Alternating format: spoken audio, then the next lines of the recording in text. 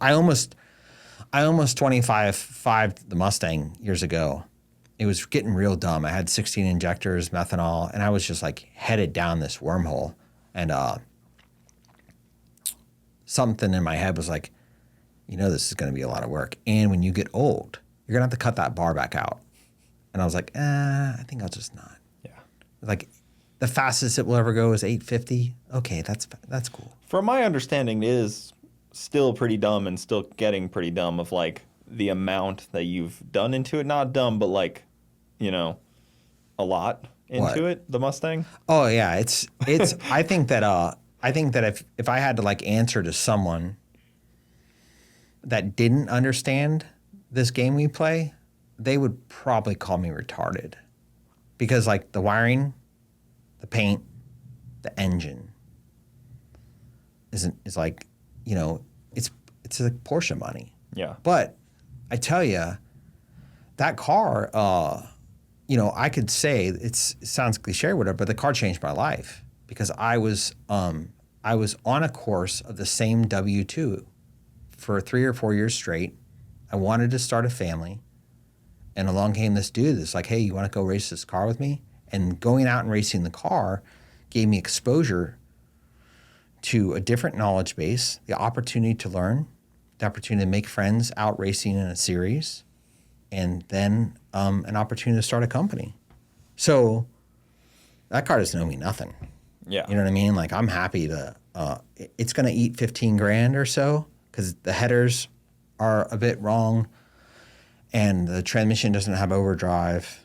So it's probably 15 grand to fix that between all the things that happen along the way. So right now it still has a dog box in it. It's pretty fun, but it goes like 50 miles an hour on the road. It has no overdrive, but it's whatever. It's a 90s Mustang, What's the plan for it? Is it just enjoy it as it is and it's a forever car and just keep tinkering on it, make it nothing's perfect? forever. I think I'll keep it as long as I'm enjoying it. I was almost kind of scared to get it done because I thought, what if I've gone all the way down this wormhole with this car and I don't even like it? Because sometimes that happens. Then people they put this imaginary deadline of I'll do this and then I'll sell it. I'm like, I don't want to do that. So then I started driving it a little bit and it's pretty cool. And I'll look at it and, I text my friends like, you want to look at my Mustang? Like it's dumb, but it's like, it makes me feel like I'm a kid again, Yeah. Yeah. I know. I was talking to Jim, and he was like, "Yeah, I had to do the exhaust on that thing twice." Yeah. He was like, you think of the reason. Tires. Yeah.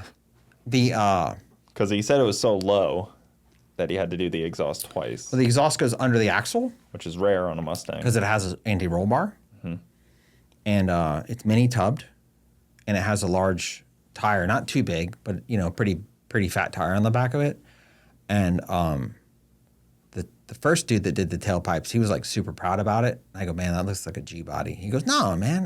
I Google like Mustang tailpipe, and he was like, and I said, man, I'll tell you what, I'm gonna go. And then something, it's fixed now. But yeah, I got to spin the tires in it the other day, and I was like, all right. So it finally did a burnout. It didn't do a burnout. Allegedly, this is the... Yeah, Jim, that's the story. Jim needs a burnout. That it hasn't done a burnout in I don't know how long. Well, for a while there, when I started the company, I didn't really mess with it, and then I got it running again, and I would at least once a year do a donut. Okay. Yeah, and then I met my wife, and when you like get into a committed relationship, the time for the car changes. Yeah. I built an entire race car. I spent like, it's whatever it is, it's stupid, but I built a race car and then I met my wife. The same race car sitting in a storage, like I will give it to somebody if I knew they would just go frickin' finish it and race it. Was she not excited by the racing or the burnouts or the donuts? No. She likes cars. It was just where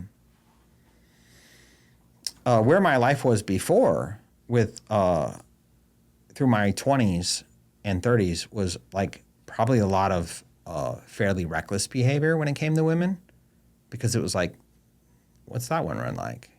Check that one out. What's that one like? Oh, check that one out. And I just wasn't, I wasn't on a good path. And then when I met my wife, it was like, okay, you've been asking for something like this, and here she is. So why don't you try? You know? Mm-hmm. And then there's another child involved.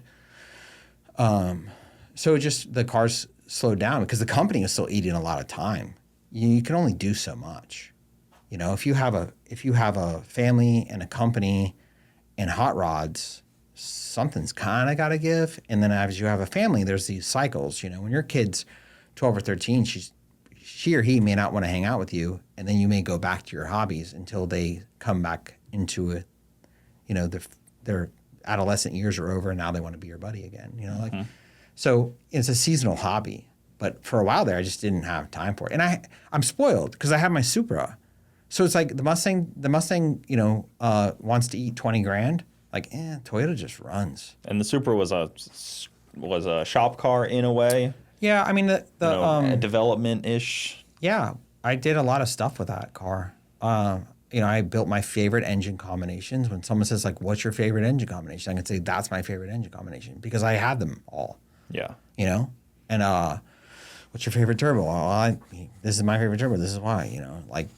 So yeah, it you know, there was a period in that company's life where Gio and I we built the cars that we used for advertising. You know, the S2000 was Gio's car. The Supra was Gio's car. You know, my Supra was my car. And we understood that part of having that vehicle in an advertising role was it was going to be in jail at times.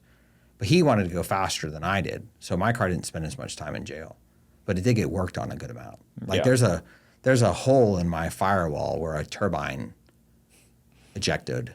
You know, scary stuff. Yeah, I'm lucky it didn't catch on fire. Yeah, but you know, I was doing dumb stuff. You know, they said, "How much will it make?" And it's like, "Well, how much will it make?" It'll make this much. No, there's got to be more. And I said, "I'll just show you what it'll make." Well, then you overspeed the compressor by so much that if you don't close the throttle slow enough, turbo ejectos. Interesting. Why would it do that? Shouldn't the overspeed? I know, but shouldn't the blow-off valve save it? Yeah, it should. But guess what happens? The blow-off valves are reactive. Oh, okay, so it wasn't quick enough. No, the column. You know, you have a turbo and overspeed, and you close the throttle. Where does that air go? Makes sense. That way. Yeah. You know, and then the blow-off valve it's there later. So you learn. You're like, hey, as I'm approaching the limiter, I'm going to use my computer to close the throttle. And the limiter is like buttery smooth. Mm-hmm. You can park it on the limiter, you know, and it sounds like a rental car. Yeah. Yeah. That's control stuff. Guys, thank you for tuning in to the Bogetti Clips YouTube channel. For the full podcast, check us out on Bogetti Studios YouTube and all your audio platforms. Also, hit that subscribe button to not miss out on any of the new Bogetti clips coming up.